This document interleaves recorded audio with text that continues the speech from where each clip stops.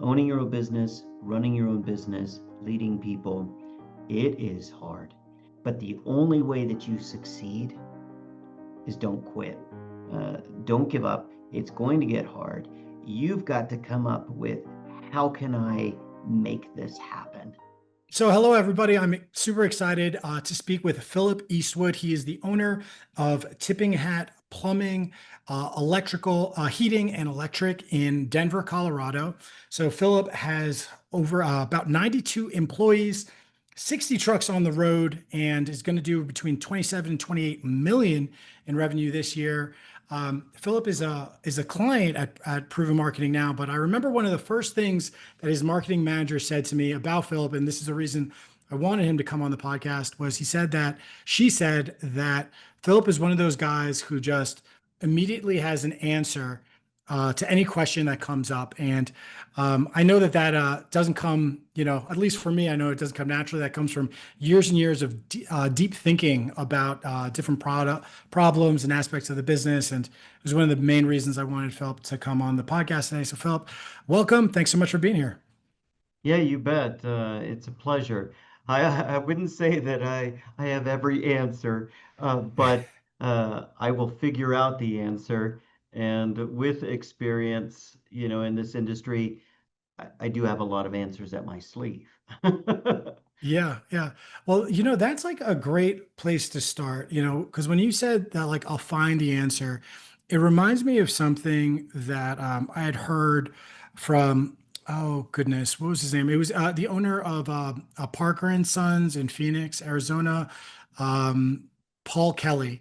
And he had said something in his book. He had said something along the lines of, any problem in business can be solved if you get like the right people in the right room often enough. And so when it comes to you finding the answers, like, do you have like maybe a methodology around that? Do you have like an approach? Is it at this point you just pick up the phone? What does that look like? Well, I think that surrounding yourself with people that are sharper than yourself is a really great strategy. And so that comes from being a great recruiter, um, bringing talent, onto your team that, you know, can be creative thinkers, can, think differently. Um, I don't really like having employees that are just yes man type of employees. Yes, that's important. But you also want people that um, you got to have a little bit of yin and yang in your business. And if everybody was just like me, then, we wouldn't be innovative and we wouldn't be striving to, achieve the next milestone. And so what I do that is very helpful is I meet with my sharp minds on a daily basis with what we call a daily huddle. And that's where we see where we're at according to our month to date budget and where we make any adjustments. And when you simply do that, you really start to get a lot of answers because you're addressing things, on the day to day. And a lot of times these can be very repetitive, or we pull them from our arsenal because we did it 3 months ago when we were in the slow season 3 months ago, or whatever it may be. So I feel like um, if you surround yourself with great people that bring a lot to the table and they're open and you allow them to be open to express their opinions and infuse ideas, when you get multiple heads together and they're sharp, well geez, you're going to get a lot of answers. I love that response. It reminds me of a conversation I had with a business owner in South Georgia. And he was telling me he had gone with his home service company, he had gone in just a couple of years from like 4 to 11 million or something. And I think this year maybe he was on pace for 16, very rural area in Georgia. And he was saying that like the big like inflection point for him in terms of like seeing that growth was a bunch of key hires that once he had like certain key people, I believe one of them was kind of like very sales focused. And so he mentioned something about this person really like knowing every single deal that was in the pipeline for any like large like AC, system. Um, and then the other person seemed to be more in ops. So when you say like, when you talk about like this daily huddle, when you talk about the right like people, are there specific like kind of like roles or seats that you needed to fill? And obviously it's finding the right people there, but like what are those like those seats that need to be filled, with the right people? All right. Well, m when you have, roughly just under 100 employees, you really start to have layers of leadership. And so I have um, upper level management, midline management, and field supervisors. And in the upper management side of things, it's more of like operations management, general management, financial management. Um, and I also have, and I consider this on the, the upper management, I have a business coach as well that I Mhm. work with. Now, then from there, so my upper management, we meet in the huddle, but as well as the midline management. And the midline management is going to be your service management team, uh, depending on how many lines you have. We have a plumbing line, an electric line, an HVAC service line, an HVAC install line, and an HVAC sales line. And so each of those managers are in there and are responsible for their respective divisions.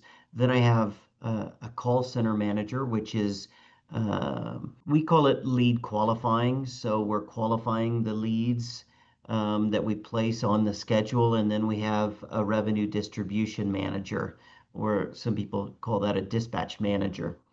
Mm. And so those are key people that really are influencing the day.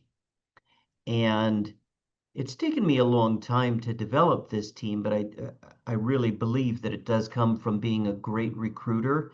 And what I mean by that is you've got to get people bought into what it is that you're doing to come on board, but then you've also got to, keep them challenged, keep them involved, and make sure that that vision wasn't just fluff that you gave them.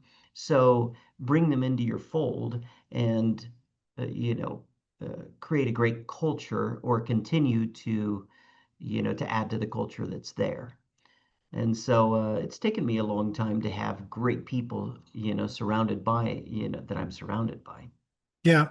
And what would you say like has had like the biggest impact? If you think about, as you were growing, like obviously these people don't all come in at once. It's sort of like, I would imagine it's kind of like piece by piece by piece over the years.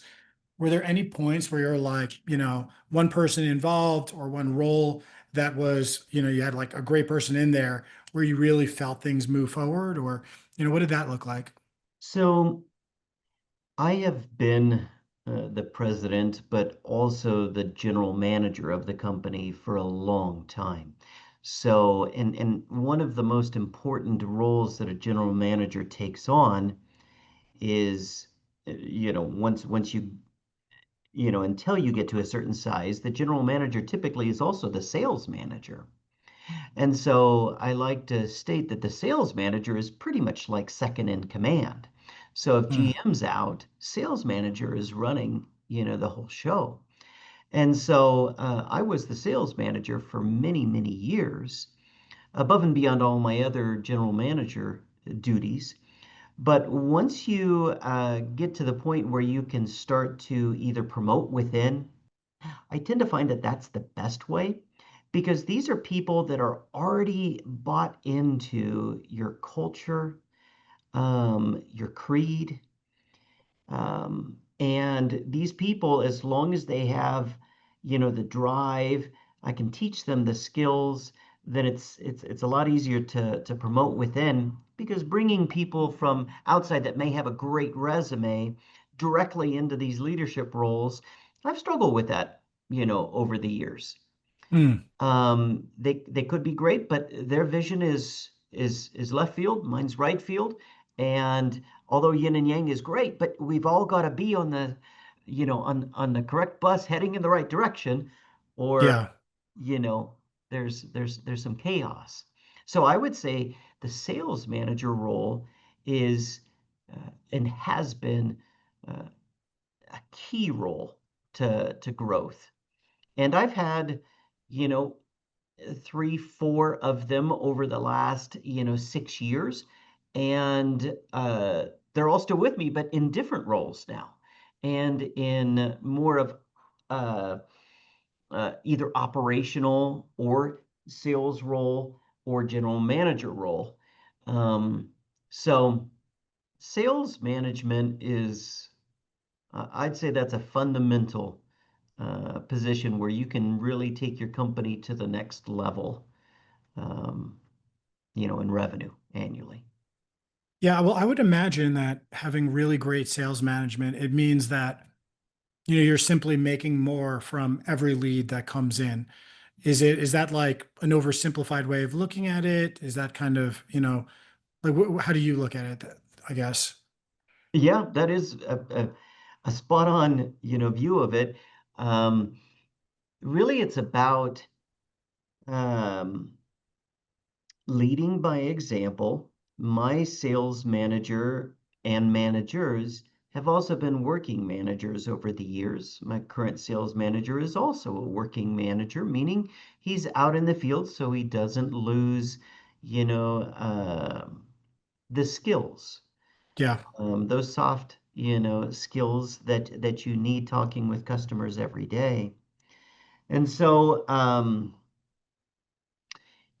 they've got to like get everybody excited on a daily about what it is that they're doing, have a great strategy for each call that they're going into, um, uh, constantly keeping the sales team engaged. Like I've taught a lot of my managers over the years that you should be, you know, touching your team, a phone call with them just to check in. You know, once a day, sometimes, maybe 3 times a week. But really what you're doing is you're just checking in, not to say, it's kind of funny because I've had a lot of employees work for me over the years, and they got a little nervous when they saw the owner calling them. Mm, And then it was easily diffused because I would call and just to check in, just to see how they're doing. Tell me about your day. And when you really just start to get to know them individually, it's way easier to help them with strategy, um, yeah. instead of calling them up, because I want something. Really, it's more of trying to create a relationship with them. And one thing that I've always said to my employees that I bring on board during their, onboarding, my best people, the people that make the most money in my company, communicate with me more than anybody else. A lot of them communicate with me daily and sometimes multiple times a day. And it's not because I have all of the answers and I'm brilliant. It's because when you collaborate as a team, you do a lot better. Um, Mm, you get more energy when you have somebody that's in your corner, you know. yeah. Yeah. I get the sense that you treat your people very well. And I get this from, kind of like the way that you talk about, you've mentioned culture a couple of times. And then also the fact that you say with the sales manager role that you've had three people in the role, but they're actually still in the business. Like it's not like you're cycling through to find the right one. It's like no, people come through and then, perhaps they're getting even further developed and finding, other spots. One thing I'm really curious about relating to those two topics is it's like there's just so many. home service businesses out there in every single market. And you talk about like a point of differentiation, you talk about their culture and what we're trying to achieve. And I suppose, like, how do you, find like the thing that's different about your company versus all of the other, home service businesses out there? Aren't they all trying to do the same thing? Or, like, where do you find like that nuance and have that permeate in the culture? So if we're a company that is striving to be the best, in a lot of instances, the best is replicable, meaning you can reverse engineer what somebody is doing that is the best right now in your industry, Sure. and you can copy and do those things. And then you're a step ahead until they see what you're doing, and then they add that. And so, really, when you've got a product or a service that has no differentiation, it really becomes a commodity. And so it's really, well, what's the best price? And so what I have really focused on over the years is not giving the same product or service. I've got to be unique, Mm, because unique is really hard to duplicate. So we have very unique practices within our business that, and by the way, this is even from an advertising standpoint. I have certain promotions that I advertise, and you can tell when, when you're doing something right, when your competitors start to copy your coupons and your promotions, right? But one thing that I've noticed over the years is there are certain promotions that people can't copy easily.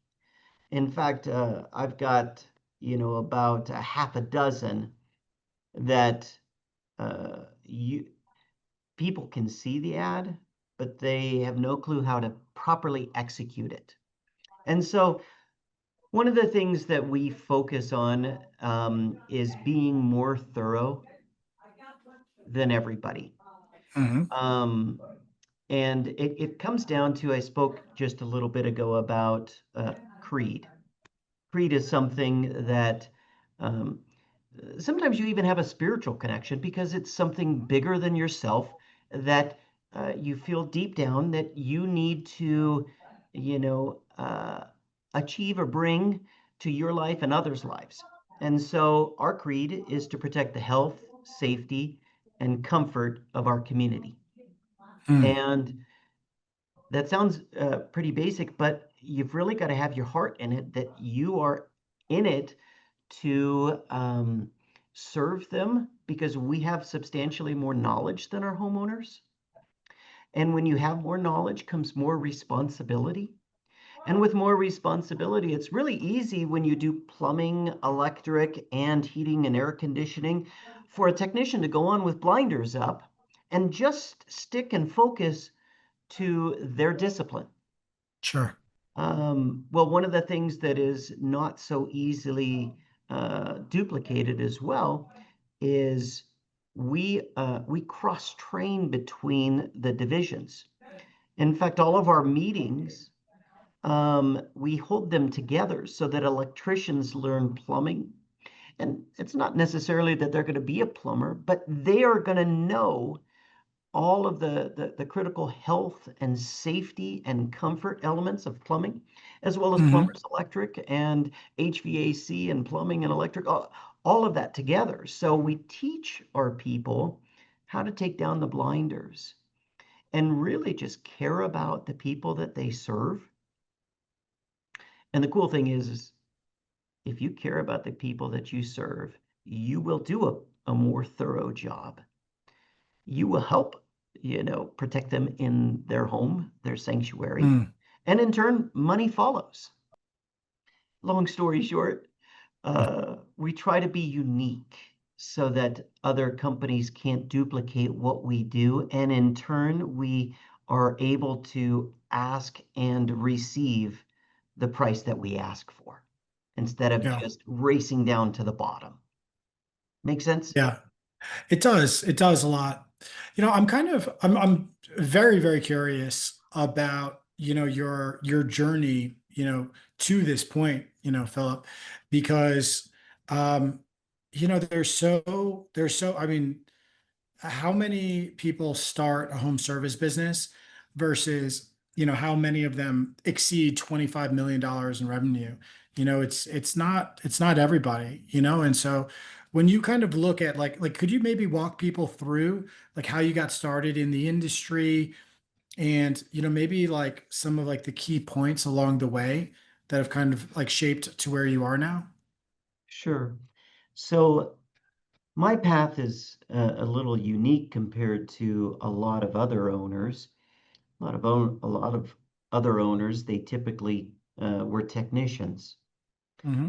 I actually started a little over 25 years ago, and I was finishing up my degree in business finance, and I actually became I responded to an ad to be a controller for a plumbing company.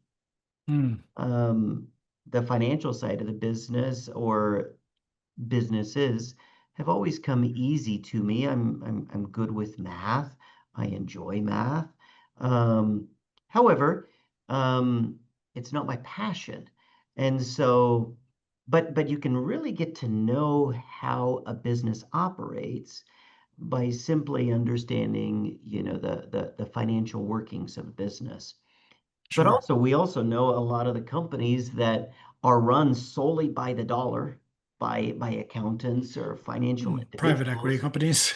Uh, they're missing a lot of a soul or a heart, right? Yeah. And so, well, within a year of being the controller and learning, the plumbing trade, uh, because I thirsted for knowledge. I thirsted to understand the business. And once I did, then I became the GM after a year. And at that point, you've got the financial backing, but also one of the things that I studied in school, and I had my own little business as well. I used to have my own graphic design business. So Oh, cool. my minor was in graphic design, which is, an aspect of marketing. And so I feel like to be a great business person, you need to know how to drive business into the door, how to get business.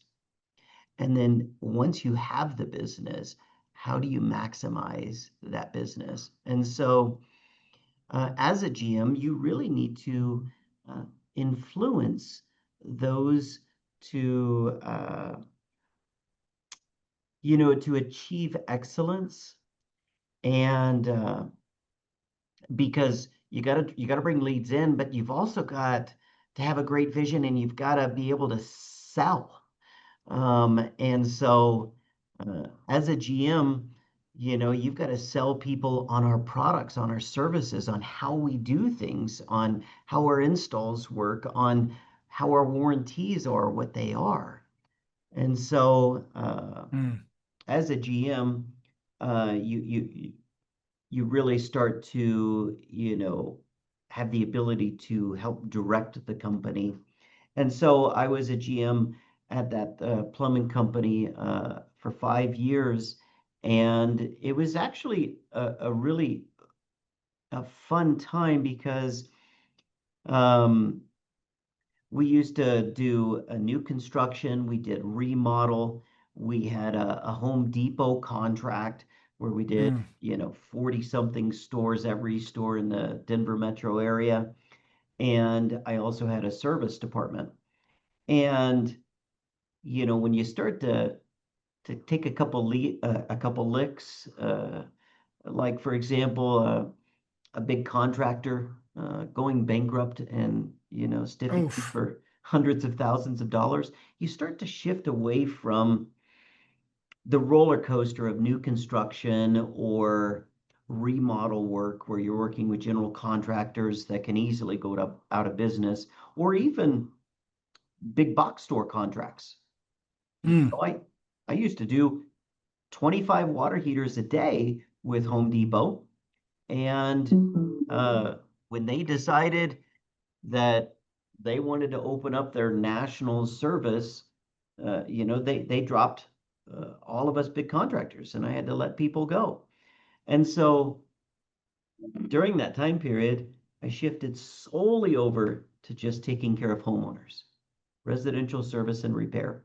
And what was funny is I used to have, at that company, we were 50 something employees at our largest, point.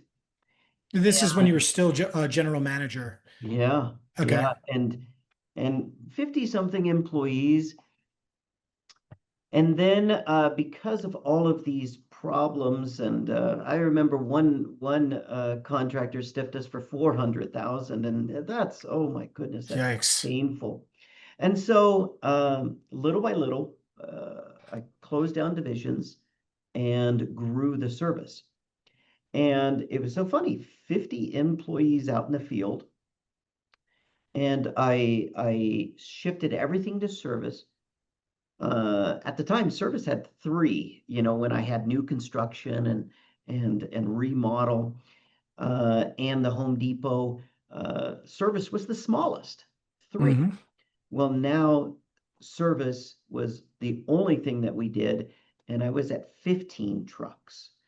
So shrinking, but actually we had about five or 600,000 more in profit with the 15 trucks than we did with new construction, Yeah. remodel, big box stores. And you don't have the cash flow issues either. You can get paid Yes. cash on delivery.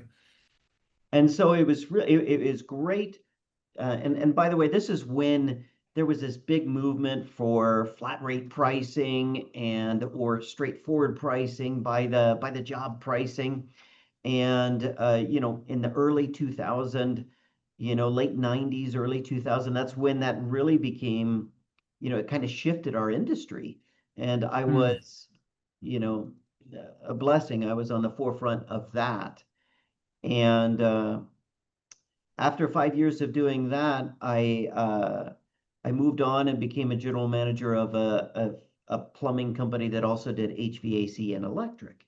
And so now started to open up, uh, my eyes to the other trades that work in harmony with plumbing. Mm. So plumbing, my first love. And really, the reason, even though I'm good at math and things like that, my passion is people, developing people so that they can provide very well for theirs, Yeah. serve well. And that is more of my passion. And I feel like that is actually why I've been able to grow companies is people know that I'm going to work for them. I believe in servant leadership. Leadership. Yeah. Like my job is not to delegate and delegate and delegate. No, I jump in. In fact, you know, since you and I've been on this, my phone's already rang twice. And it's really about serving and caring for the people that you have. And so long, I could talk about my career for probably another, Yeah. multiple Well, hours, but one question, Philip, that I really wanted to dive into is, you mentioned that you guys, you had in when you're in your general manager role that they shut down the new construction, they shut down like the big box stores kind of divisions, and now you have all these people that you got to keep busy, and so you're moving them into the service department, or you're growing the service department. You got to get leads from there somehow. So, back then, what was the way that you accomplished it there, having to do that switch? And I would imagine having to do it fast so that you wouldn't have to like let go of too many people. well, unfortunately, I did have to let, when you kind of make a shift and you're shifting more to a sales environment instead of a turning wrench environment, you do have to let some people go. But some people I was able to cross train and really taking advantage of the big box store, like, doing 25 30 customers a day for 7 years, you start to build a great customer base. And so we would send out, I actually did a lot of direct mail as well then. And I did, the printing and the sorting and everything all in house so that I Oh, could get the wow. cheapest rates. And so I did a lot of direct mail back then, but also there were some things that have come and gone over the years that I've been on. Like I used to do the magnet on the front of the phone book, and I was one of the biggest ones that did that. And that was a lot of money, but every year I was able to religiously grow anywhere from 3 to 4 trucks just simply off of that. Oh, wow. Um, and then that started to come to a crashing halt. Yellow Pages not doing as well, starting to do double truck and triple truck ads, things like that. So totally getting inundated with contractors. I switched over to pay-per-click advertising on Google, and I was probably one of the first ones in our industry to kind of shift all of our money that way. And what Wow. was really cool is shifting all of the money that way. Uh, we actually got more leads for the same amount of spend, like, twice as much leads for the same amount of spend as I would on, Yellow Pages. Mm, But I've always been very diverse over the years with marketing, not just one thing. So, um, online lead aggregators. That was big right around the shifting away from Yellow Pages too, and that was really helpful. And now, and that's changed over the years. There's certainly has. Mm, a, a lot more contractors in there, more sharing of the leads, more competitive. So I mean, right now, geez, last month we spent 404,000 on advertising alone. mm. Um, when you've got 60 trucks on the road, you've got to You've make got to keep things them happen, busy. you know. Yeah. What would you say the breakdown is between like digital and traditional of the spend? Well, I'd say at this point, digital is probably 85%. And 15 is traditional. And when I say traditional, we're talking about direct mail or marriage mailings, Hmm. or some radio, some television, some newspaper inserts. Um, you know, I don't do much billboards. Denver's not a billboard town. In fact, we've passed a lot of laws, and those that live in Denver, there's not a lot of billboards here. Yeah. So we don't do a lot of that. We don't do a lot of, bus benches or anything like that. What I feel has been the biggest help is having a great reputation, and getting recognized for that reputation. So I take great pride because we have my business is only 10 years old. It's 10 years Hmm. this year. As of July 1st, was our 10-year anniversary. But I have uh, thousands more reviews than companies that are bigger than me and have been in business 20, 30, and 40 years. Um, and that comes from just people loving to be a part of Tipping Hat, loving to do what we do. And when you've got a positive team, people buy from people that are positive, that love Oh, what yeah. they do, and then it becomes contagious. And it actually is really easy to filter out the bad ones too, because I can't be out with every single one. But if we have a culture that we get reviews on a regular basis, we're also going to get the bad ones. Sure. And that really helps us coach, teach, and train, or there's the door. Right. Yeah. Um, It's fascinating, like how it really just, comes back to culture, and your team training them, having everybody steer you in the right direction. I know that you're part of like different industry groups. I know you had mentioned that you're going to the super meeting with Nexstar, coming up. So how like have how have like groups like that, how have like attending conferences or getting involved with like different masterminds or different like best practice groups, how's that like, sped up your progress or, helped you along the way? I liken it unto higher education. Um, just specific to the trades. When I was the general manager at the plumbing company, my first, we actually franchised. We were locally owned franchise, but we were required to have a certain amount of training, and it was intense and it was a lot. There was a lot of travel, and I had 5 years of that training, and it was really great to be able to communicate with other franchises, so other owners, how they're operating. We'd even do things like peer groups or phone calls where conference Hmm. calls where you're actually checking in with each other and bouncing ideas off one another on a weekly basis and even sharing numbers and hearing success stories, from like Boston. This guy, he's at a 98% conversion, but yet his average ticket isn't small. What is he doing? Mm, You know, yeah. and that networking side of things is beautiful. My second 5 years, I was part of Nexstar, and that is very similar. It's a different philosophy. Those are two competitors.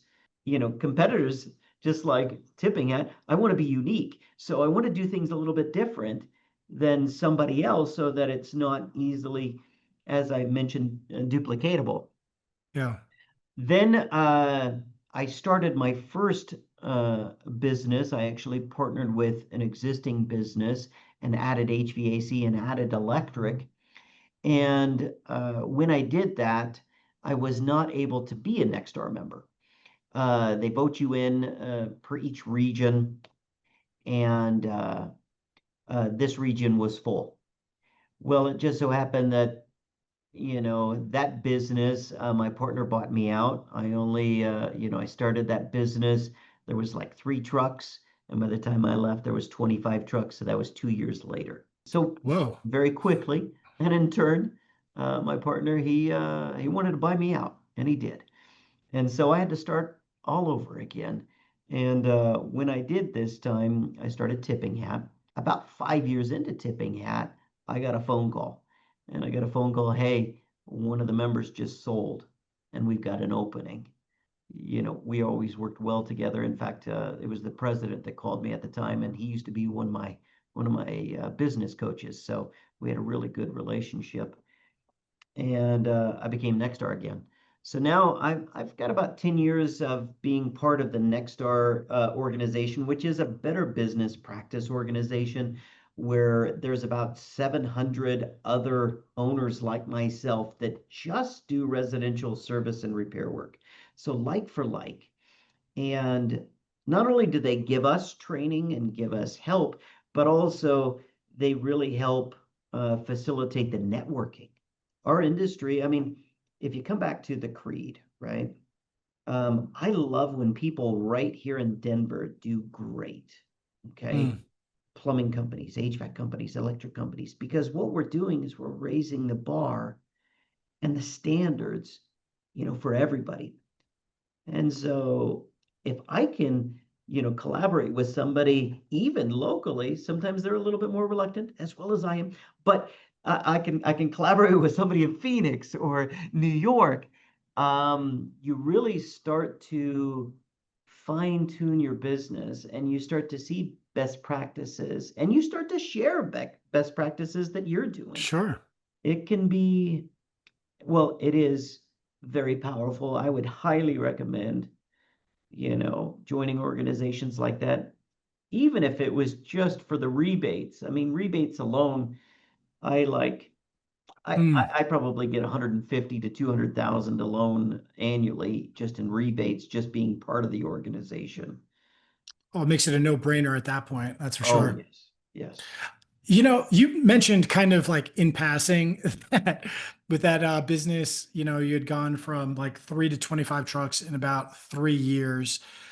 I mean, that is not normal, and then also to start tipping hat and to go from, I guess, 0 to 60 trucks in 10 years. I mean, it's phenomenal growth. Like the growth trajectory is amazing. And I know a lot of people who they're focused on their team as well, but I don't know. It kind of like has me, I'm like, I feel like there's a maybe a superpower here that you might have in terms of your marketing philosophy or your lead generation stuff that maybe it's just so natural to you that it just seems like normal, or maybe I don't know. I think maybe it has to do with this these offers that you talk about, like I speak with a lot of business owners about offers, and you kind of are saying like, yeah, we've got a dozen or so, like off the top of your head that other people can't replicate, meaning, implying that there's way more offers that you guys are running, but some of them people can. So, like, how do you approach marketing, I guess is my question here, or what do you think that has allowed you, to be so successful with your marketing strategies? Marketing is very much like a science. You have to test. You have to test and try things, and then you've got to be pretty quick to drop or to add more.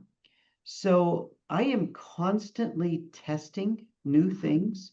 I've got a constant pipeline of things that we're trying.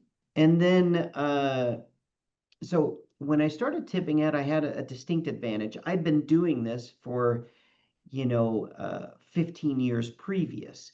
But I never, being that you're with Yellow Pages or whatever it is, it used to be that we used to have jingles just for the phone number. So we would market just one phone number. Hmm. And, that phone number was what was on the truck, and it was the same one on the website, and it was the same one, that you Yeah. on TV. And so it was really hard. Anti-call tracking. Yes. What I had learned over the years is, especially now with cell phones and everything, the phone number isn't what is important. Um, Most of us can't even, tell somebody what their phone number is that we call all the time. We have to look it up. Don't tell her, but I do not have my wife's phone number memorized. I was just gonna say you should not. That's one you should have memorized. I Um, know the first three numbers. So when I started Tipping Hat, I started with I want to say 15 different numbers, and they were all call tracking numbers. So every source that I had, I could track exactly how many calls were coming in. And when I started Tipping Hat, I couldn't start small. I actually started with 8 trucks on the road. So on day one, Hmm. I want to say that we ran 20 something calls. And it was because I strategically, had enough advertising, it launched. Um, and then I tracked all of it. And these were things that I'd used previously. So I had a lot of great tracking. So I knew what works. But you've also got to be able to adapt. Like over the years, some of my sources have started they've started to dry up. And so you've got to be, what I would say is maybe a key element to success in this business is do not be satisfied with status quo. You need to be creative. You constantly need to be uh, adapting and leading your team. And if you're just saying, oh, we will do exactly what we've always done, you will plateau or you will start to regress.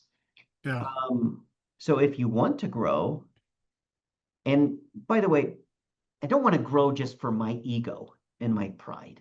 I made a commitment that I would grow simply because I love the people that are around me. and that work with me. And if I am not growing my business, they will not have an opportunity for themselves to grow and to cultivate. Yeah. And I've seen over the years, because I didn't have the ability to help somebody grow, I lose them. And these are great people that, that I care greatly about. So I have a commitment to grow because I've got current people right now. I've got like three people that are in training to become a GM. Well, if you only have one location, you only got one GM. So guess what that means? That means I've Hmm. got to continue to grow. So I've got satellite locations that need leadership there and development. I've got people in line right now. I've got a great sales manager. In fact, the best one that I've had. But there are people in line that won his spot. That's kind of our culture too. Our culture is, those hospitals that are like teaching hospitals, Sure. where literally that's how they become doctors, by these great teaching doctors. That's our philosophy. Our philosophy is we're constantly teaching and training. We call it career development plans. And you'd be so surprised somebody, you know, uh, gets promoted and they had to go through steps and a lot of training. And we recognize them in front of the company in our company meetings, and others. They're like, I want to develop my career. What can I do? How much more can I be or do?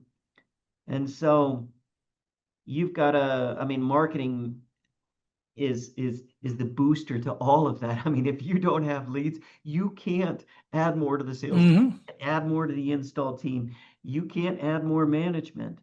And so I'm actually doing it because of the legacy that I'm leaving or that I'm creating. And it's really the people. I can't take the money. I can take Yeah. the relationships that I build, here. I love that. And I really can, feel how, your passion for this and your I wouldn't say like a commitment. I'm feeling it's almost like a missionary type, like, yeah, you're like a missionary in terms of what you're doing with Tipping Hat. I always like, I love systems and I love like here seeing how like things are broken down. And so I guess, one question I have is like, as you think about like developing and training your team, like what type of like systems have you put in place to make sure that that's always happening at every level of the organization? So currently, in fact, this is a newer position. I actually would be the point for career development plans. We call them CDPs, and it's really because I've done probably 90% of all of the training over the years. Mm, In fact, that's my passion is training. But now I'm getting to the stage where I have to have trainers that train, that have that same philosophy. And so I'd say about 8 months ago, I hired a gal, and she's in charge of employee development. And she works with each one of the appropriate managers to constantly work on these career development plans. And some of these career development plans, you've got to be very strategic. They are sometimes years long. Some are, 2 months, 3 months. Some are 6 months. And it really depends on what it is that they're doing, but it becomes contagious. It's not like in the beginning, I actually had to kind of push people to push themselves and to do more. And I mm. had to sell them on the idea of, you do this, you're going to make this Yeah. much more. You're going to be able to Yeah. do this much more. And now it's actually people are knocking down my door. Like right now, I think we probably have like 22 career development plans in that are currently happening. Hmm. And so, really, it comes back to something that we do every other week. Every manager meets with every employee every other week. It's called a one-on-one. I Yeah. think a lot of people are catching on to that and doing that. Our one-on-ones are about their career. It's about, are you making enough money? Are you satisfied? Do you love what you're doing? And those questions can sometimes be a little dicey or scary for a manager, right? But I've been teaching them these are the things you need to do because if you don't address the things that are most important that keep them here, they will move on. And Yeah. so you need to address, you know, are you financially taking care of your family well enough? And it's not like all of a sudden I can just give them more money, but I'll come up with a plan of how they can legitimately earn more money. And here's the steps. And a lot of times, hopefully, it follows their passion. I mean, that's typically how we like to create these career development plans is, we find out, well, what do you really want to do? What do you really like? What are you passionate about? And when you've got a bigger company, there are a lot of different things that somebody can be passionate about. So it opens up more opportunities. We meet once a month for the all company. And during the all company, we kind of embarrass people. We have them come up in front, and the people that got promoted, that got to this next stage, we have them come up, put on a cowboy hat, and tip it at everybody. And they get a Okay. picture, and we do a whole wall of that. And there are some people that have done, 5 or 6 different steps in different promotions and everything. And it becomes really contagious. Like people want to be more, to do more. Just like that doctor that's being trained by that excellent doctor, they want to be that doctor, you know. Yeah. Yeah, I love that. I mean, Philip, this has been a really amazing conversation, and I just wanted to say thank you so much for your generosity, for your time, for your insights on all of this. Is there anything that we didn't cover that you think, is really important that you'd like to share with, other contractors, other business owners who are, coming up on their journey? Or if not, is there any, way that people, could contact you? Anything like that? Well, if I was to leave one last word of advice or something that's served me very well is owning your own business, running your own business, leading people. It is hard. But the only way that you succeed is don't quit. Don't give up. It's going to get hard. You've got to come up with how can I make this happen? Don't quit. Keep on working at it and seek help. Have a great support team in place, and it makes it easier, to succeed. Excellent. Cool. Well, Philip, again, thank you so much. I really appreciate it. Thank you for all the insights. You bet.